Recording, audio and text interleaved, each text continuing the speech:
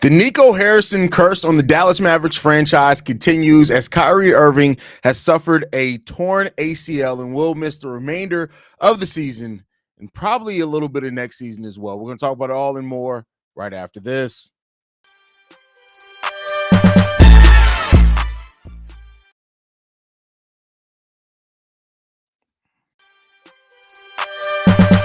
Welcome to the number one place for your daily basketball news and analysis, NBA Central.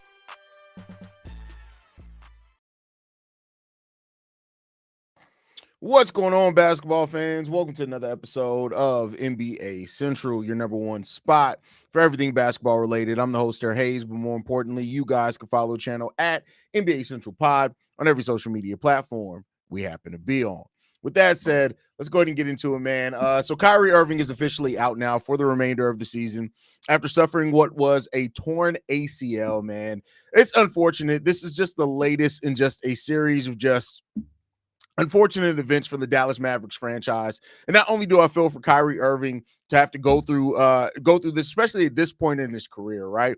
And, going through a torn ACL isn't as damning as what it was,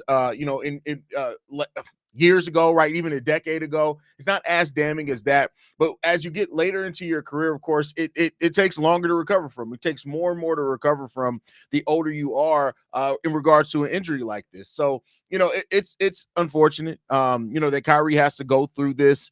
The Dallas Mavericks, a team that I still think the Mavericks had a shot at making the playoffs. If they're a team built around bigs, Daniel Gafford, AD, Derek Lively, all these guys have been hurt. And, Kyrie Irving with those guys, if healthy, is a team that I think could have made the playoffs in the Western Conference. Of course, they're not the same team that they were with Luka Doncic or anything like that. But Kyrie was having a great season. Like, if you look at statistically in the counting stats and things like that, it's not like Kyrie was having a bad year by any stretch of the imagination. He wasn't. Kyrie Irving is an absolute talent in this league, right? Make no mistake about that at all.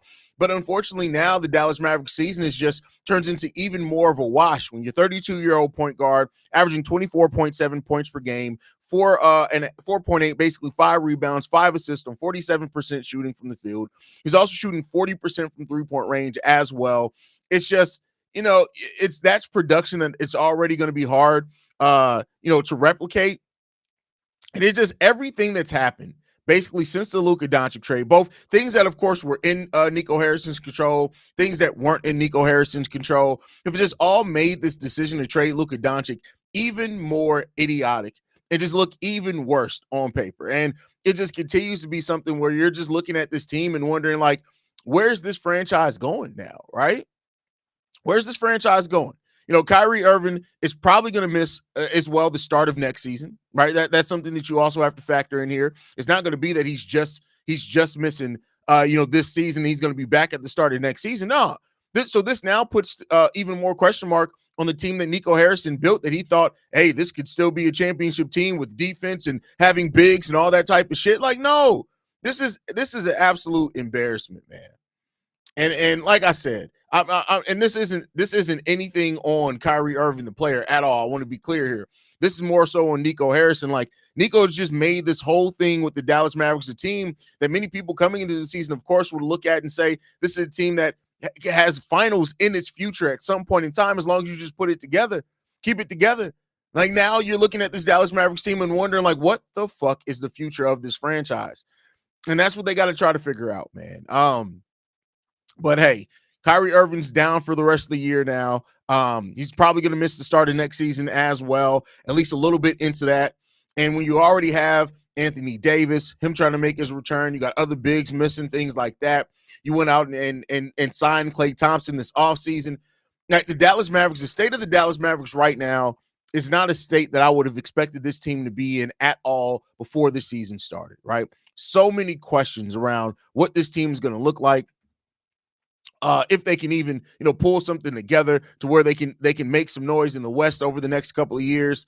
And it's all laid. You can not completely, but you can look at a turning point in that, and a point that you will always look at with this Dallas Mavericks team is the decision to trade Luka Doncic. and everything that went into that, not starting a building war, what you got back for Luka, all that type of stuff. And now you sit down with a player in Kyrie Irving who has a player option for next year, who's definitely going to pick up that player option now, right? I don't think there's really any case or chance that he doesn't pick up that $43 million player option. How much he plays on that option, that remains to be seen. But, this is a team in the Dallas Mavericks that, they do have their own first round pick outright this year. So they do, over the course of the rest of this season, seem to find a way to make it out of the playoffs, which, could be a possibility depending on how you look at the Western Conference, right? Like Sacramento Kings, are they going to be able to hold on? Are they not? Are the Phoenix Suns going to be able to turn around and pull it together? A question there. We just heard yesterday that the Phoenix Suns, barring a deep playoff run, are going to be looking to trade Kevin Durant. But now with the Dallas Mavericks, who only had a 3.5 game lead over the Phoenix Suns, are they going to be able to maintain that lead with Kyrie Irving missing and all the other injuries that they have here? So this is something, they could have an impact on the Western Conference playoff race for sure. PJ Washington is listed as day-to-day. Jaden Harden's listed as day-to-day. He could be coming back sooner rather than later. It seems like Anthony Davis, who was announced on February 20th that he'd be out for 2 weeks, which means we're still looking at another week before he's potentially returning back as well. We'll see what that future does hold for them. Dallas probably done this year. Will they even be part of the plan now? That's the question, Rob. We don't know if they're going to be part of the plan. And with the way that the Western Conference is, you really can't say for sure not if they're going to be part of that playing tournament. There's just no way to guarantee that with how wild the Western Conference is, right? So, we'll see what the future holds for the Dallas Mavericks. But if I'm ownership, I'm really looking at Nico Harrison, and I'm looking at him. I don't even know if I'd give him a chance to work himself out of it, but I'm really looking at Nico Harrison and wondering, all right, what's next, right? Now, what are you about to do? Show us something, because you made your shot, you took your chance, and this is where it ended us up at. We're left stuck wondering what the hell the future of a franchise is when we just had a 25-year-old perennial player that's in MVP conversation. So I don't envy the spot that Nico Harrison is in at all. I want to be clear there. And it's something that Nico's going to have to figure the fuck out, right? So we'll see what the future does hold there. But from a team where their future is mighty questionable, right? And this is getting into my normal planned daily content. I was just about to record the daily video when this news dropped. I'm like, let's just go ahead and do it live. Fuck it, we're doing it live. The Golden State Warriors, who are 8-2 in their last 10, who've looked tremendous since Jimmy Butler has joined that team. It's really helped turn that team around from being outside of the play-in, before the trade deadlines. Now they've moved themselves up to the 6th seed in that Western Conference, even avoiding the play-in if the playoffs were to start right now. Now, with that said, every team, 7th, 8th, and 9th spots below the Golden State Warriors, only half game below them. That West is jumbled up. Really, from that 6th all the way till 10, there's only a game and a half separating all those teams. So you can see drastic changes in those standings each and every day for the remaining part of here to the Western Conference. But Draymond Green had a quote here in which he said this: Steph is one of the easiest players to build chemistry with, and Jimmy Butler is showing to also be one of the easiest people to build chemistry with. Their chemistry, I think, is great. We want Jimmy Butler to be aggressive as hell. And that is what Jimmy Butler, more so than anything, has brought into this Golden State Warriors team. He's still not shooting the ball overly, amazingly well or anything like that, especially not from three. Jimmy Butler's shooting god-awful from three, actually, since he joined the Golden State Warriors, shooting right now at 11.8% since joining the Golden State Warriors. But the thing that has made it special for Jimmy being here is that he's averaging almost 8 free throws per game. 8 free throws per game since joining the Golden State Warriors, and hitting that at an almost 89% clip. Both those are towards his career highs in that number. And then also Jimmy just being in attack mode and how that's freed up Steph Curry to be kind of more of what we've seen from Steph Curry in the past. Jimmy's averaging 16 points per game since joining the Golden State Warriors, 5 assists, 5 rebounds, 1 steal per game. Jimmy's being Jimmy. And, the long-term implication on how that's going to look for them is the thing that still remains to be seen outside of this season. But I think a Jimmy Butler that joined this Golden State Warriors team, this old, scrappy team that's well-coached, this was the best-case scenario, because I think Jimmy is going to be motivated to prove people wrong with all the doubters that we had. And say what you will about it, Jimmy's definitely a player that's motivated at silencing his doubters. He's always been that, literally since being on the Chicago Bulls. So you're going to get the best version of Jimmy Butler for the rest of the season. I just have no doubts about that. I can even see the Golden State Warriors upsetting a team in the first round because Jimmy's going to be that damn motivated, right? And the Golden State Warriors just have to continue to kind of figure this thing out, right, on the fly, figure out what's going to be the best way to balance it. And so far, it's been a really, really good fit, man, a really good fit. And you love seeing how the Warriors have been playing. When you look at it over the last 10 games, right, they have the third best net rating in the game of basketball at 14.3 through the Golden State Warriors. They're third best offensively with an offensive rating of 122.8. The fourth best defensive rating at 108.5. We talked a lot about on this channel the importance, especially for playoff teams that can be top 5 or top 10 in offense and defense. If those numbers maintain true for the Golden State Warriors, I'm telling y'all, they could be a team that can absolutely shock some people. They're also been a very efficient team over the last 10 games, a 58.4% true shooting percentage, 12th best in the NBA, effective field goal shooting percentage of 54.1. That's 15th best in the NBA.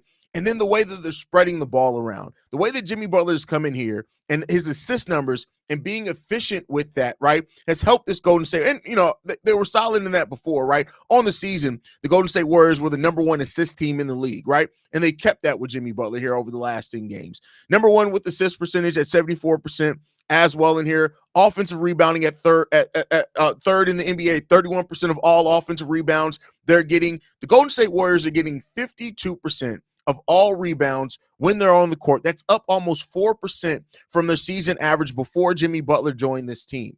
The Golden State Warriors are a team that I can legit see winning a playoff series, right? Now, as far as how far can they go in the playoffs, I think the Golden State Warriors are going to be an important team to look at how the matchups work for them, right? I think that's going to be an important thing to see how those matchups work for the Golden State Warriors, because if they don't shake out for that team, it's going to be a bit difficult, right? But I think as long as the Golden State Warriors keep playing basketball the way that they have been, keep playing as a team, Jimmy keeps buying into the system. You hear somebody like Draymond Green saying that it's been being able to build chemistry with Jimmy has been easy, right? And that's not something you're going to hear a lot when it comes to Jimmy Butler. I'm a Jimmy Butler guy. I love Jimmy Butler as a player since he was on the Chicago Bulls. But you can't deny that it's been a little bit rough at times for Jimmy Butler, especially when he's not happy with teams. He's going to be happy this first season here. He's going to be happy with the remaining part of this season because, again, he's out to be motivated. He's out to he's motivated to be out to prove his doubters wrong, and that's the place you want Jimmy to stay in, where he's focused more so on the outside rather than internally in the team. That's where you get kind of the best things from him, right? And so we'll see what that future holds for Jimmy Butler, for the Golden State Warriors. I do think that this is a team. You look at them and the Lakers. Since the All-Star break, these are the two teams, of course, with the Lakers getting Luka Doncic, of course, right, that have really taken their trade deadline acquisitions and have made the most out of it so far. And you just got to hope that they're going to be able to continue to ride that out and see what they're going to bring here.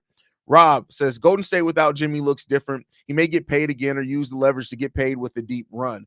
Well, yeah, I mean, for sure. He's going to definitely, but keep in mind, Jimmy signed a contract extension, I believe, when he got traded to the Golden State Warriors. So they got him locked in for a couple of years now. Let me double check that. Maybe I'm tripping.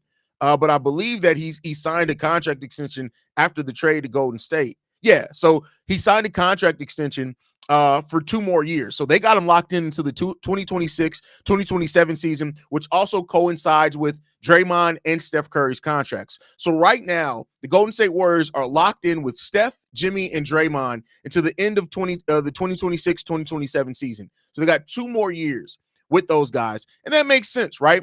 Starting at the beginning of the 2027-28 season, all 3 of those guys are unrestricted free agents. And that may be the Golden State Warriors given that, hey, this is the 3 years for the run right now, right? So, we'll see what happens there. I know this may sound stupid, but I believe Luka Doncic and LeBron will probably get exposed in the playoffs due to the fact that 13 needs them to do a whole lot of things. Their team needs them to do a whole lot of things. Well, I mean, that's the benefit of having both of them, right? is that they do very similar things, but they can balance that out. So there it goes with that one. Golden State can probably beat the Lakers because they have a lot of defenders, which the Lakers don't. Well, the Lakers have been number one in defensive efficiency. So if they can keep that up, I mean, we'll see how it goes. But the Lakers have been a lot better defensively since the Luka Doncic trade than I gave them credit for. So, we'll see how that holds out for them for the remainder of the season as well. Rob says, "Oh, my bad, I forgot about the." So you're fine. Listen.